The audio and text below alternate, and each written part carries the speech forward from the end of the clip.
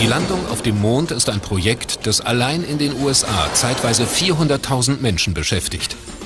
Wenn alles wirklich nur ein Schwindel ist, wie konnte die NASA diesen inszenieren, ohne dass einer der Eingeweihten etwas verraten hätte? Virgil Gus Grissom wird als einer der ersten 7 Astronauten für die Missionen ausgewählt. Der Familienvater und erfahrene Astronaut gilt seinerzeit als Nationalheld. Mit diesem Status hätte auch er der erste Mensch auf dem Mond sein können. Doch Grissom ist auch ein Kritiker des Weltraumprogramms. Er soll einmal gesagt haben: Irgendwann wird jemand sterben. Grissoms Befürchtungen sollen schon bald wahr werden. Am 27. Januar 1967, 2 Jahre vor der ersten Mondlandung, gehen Grissom und seine Besatzung an Bord der Apollo 1 Raumkapsel, um eine Großsimulation durchzuführen. Von Anfang an gibt es Probleme. Zuerst versagt das Kommunikationssystem der Kapsel. Hören Sie mich? Nein, Chuck, ich habe Sie überhaupt nicht verstanden. Ich kann Sie nicht hören. Wollen Sie das Telefon versuchen? Wie sollen wir zum Mond kommen, wenn wir nicht mal zwischen 2 Gebäuden kommunizieren können? Ich kann überhaupt nicht hören, was Sie sagen. Wenig später geht das Innere der Kapsel plötzlich in Flammen auf.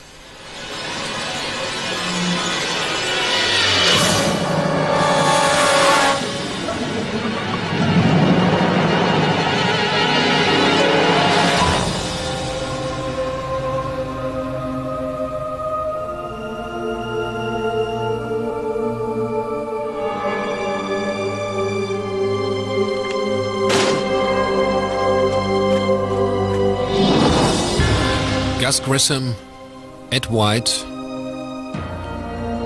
und Roger Chaffee kommen ums Leben, ohne auch nur die Startrampe verlassen zu haben.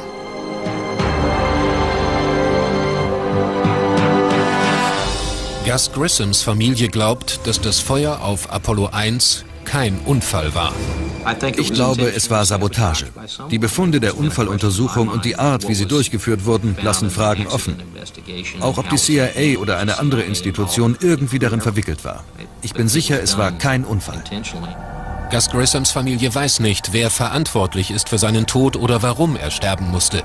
Aber sie glauben, dass die NASA die Wahrheit kennt. Wissen Sie, Gus gab sein Leben für dieses Programm und ich denke, die NASA sollte vortreten und uns direkt sagen, was wirklich geschehen ist.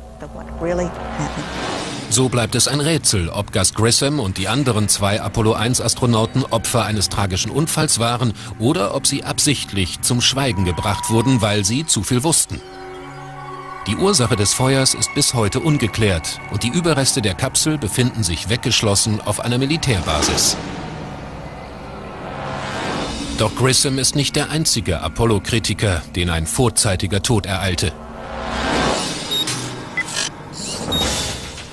Thomas Ronald Barron ist Sicherheitsbeauftragter während der Konstruktion von Apollo 1. Nach dem Feuer sagt Barron vor dem Kongress aus, das Apollo-Programm sei wenig strukturiert. Die Vereinigten Staaten würden es niemals zum Mond schaffen. Er selbst sagt, dass seine Äußerungen ihn zur Zielscheibe machten. Hat man seitens der NASA jemals Druck auf Sie ausgeübt? Nein. Naja, meine Frau und ich wurden zu Hause ein bisschen belästigt, als diese Geschichte passierte. Aber jetzt ist es vorbei. Als Teil seiner Zeugenaussage reicht Barron einen 500 Seiten langen Bericht ein. Man befürchtete, das Programm könnte eingestellt werden. Genau eine Woche nach seiner Aussage kollidiert Barrons Auto mit einem Zug. Barron, seine Frau und seine Stieftochter sind auf der Stelle tot. Ich glaube, Thomas Ronald Barron wurde ermordet, weil er die Wahrheit über das Apollo-Projekt kannte.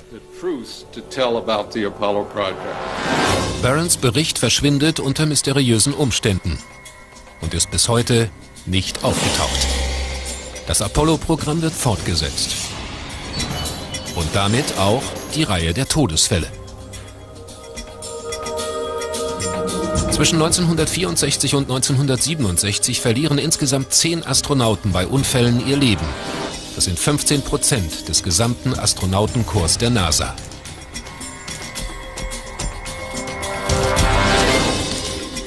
Um eine Lüge zu vertuschen und im Verborgenen zu halten, muss man alle beseitigen, die darüber reden könnten. Amerikanische Astronauten ermordet von der eigenen Regierung? Die NASA meint, eine Verschwörung dieses Ausmaßes sei niemals möglich. Ladies and gentlemen, the very word secrecy is repugnant in a free and open society. And we are, as a people, inherently and historically opposed to secret societies, to secret oaths, and to secret proceedings. We decided long ago that the dangers of excessive and unwarranted concealment of pertinent facts far outweighed the dangers which are cited to justify it. Even today, there is little value in opposing the threat of a closed society by imitating its arbitrary restrictions. Even today, there is little value in ensuring the survival of our nation if our traditions do not survive with it. And there is very grave danger that an announced need for increased security will be seized upon by those anxious to expand its meaning to the very limits of official censorship and concealment. That I do not intend to permit to the extent that it's in my control. And no official of my administration, whether his rank is high or low, civilian or military, should interpret my words here tonight as an excuse to censor the news, to stifle dissent, to cover up our mistakes, or to withhold from the press and the public the facts they deserve to know. For we are opposed around the world by a monolithic and ruthless conspiracy that relies primarily on covert means for expanding its sphere of influence, on infiltration instead of invasion, on subversion instead of elections, on intimidation instead of free choice, on guerrillas by night instead of armies by day. It is a system which has conscripted vast human and material resources into the building of a tightly knit, highly efficient machine that combines military, diplomatic, intelligence, economic, scientific and political operations. Es gab wahrscheinlich eine Viertelmillion Menschen, die direkt am Apollo-Programm beteiligt waren. Und noch eine halbe Million darüber hinaus. Eine Dreiviertelmillion Menschen können kein so großes Geheimnis für sich behalten. Das ist unmöglich. Der Journalist Walt Seabrill ist sich sicher, dass die meisten Beteiligten nichts wissen. Nur sehr wenige Leute wussten Bescheid, weil die NASA eine weit verzweigte Institution ist. Sie beschäftigen Leute, die zum Beispiel in Houston Bolzen anfertigen, in Seattle und in Florida etwas anderes. Keiner von denen ist voll im Bilde. Vielleicht waren es eine Handvoll Leute, die über alles informiert waren. Fest steht, dass 10 von ihnen eines unnatürlichen Todes gestorben sind. Its preparations are concealed, not published. Its mistakes are buried, not headlined. Its dissenters are silenced, not praised. No expenditure is questioned, no rumor is printed, no secret is revealed. No president should fear public scrutiny of his program, for from that scrutiny comes understanding, and from that understanding comes support or opposition, and both are necessary. I am not asking your newspapers to support an administration, but I am asking your help in the tremendous task of informing and alerting the American people, for I have complete confidence in the response and dedication of our citizens whenever they are fully informed. I not only could not stifle controversy among your readers, I welcome it. This administration intends to be candid about its errors, for as a wise man once said, an error doesn't become a mistake until you refuse to correct it. We intend to accept full responsibility for our errors, and we expect you to point them out when we miss them. Without debate, without criticism, no administration and no country can succeed, and no republic can survive.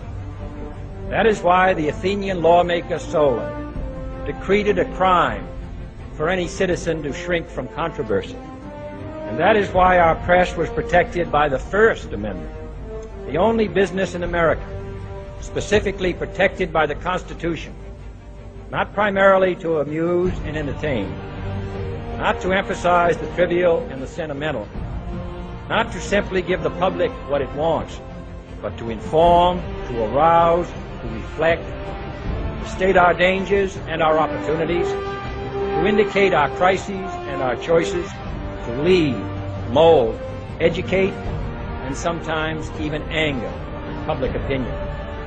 So it is to the printing press, to the recorder of man's deeds, the keeper of his conscience, the courier of his news, that we look for strength and assistance, confident that with your help, man will be what he was born to be, free and independent.